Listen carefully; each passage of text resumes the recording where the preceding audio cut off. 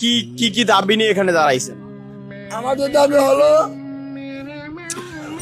সেটা আমি বলতে পারি না, দুঃখিত ভাই।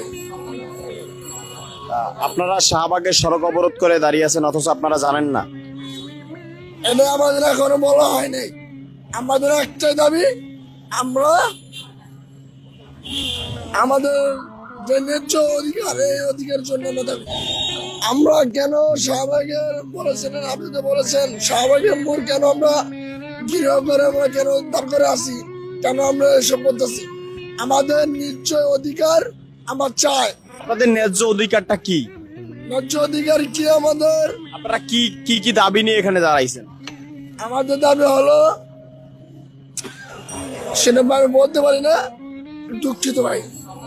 তাহলে আগের অবস্থায় দেশটারে দিয়ে দেন ভাই, আমরা আমার ফাঁসি হয় হোক। আগের অবস্থা কিভাবে? আগের যেরম ছিল 4 তারিখ পর্যন্ত ছিল যেরম।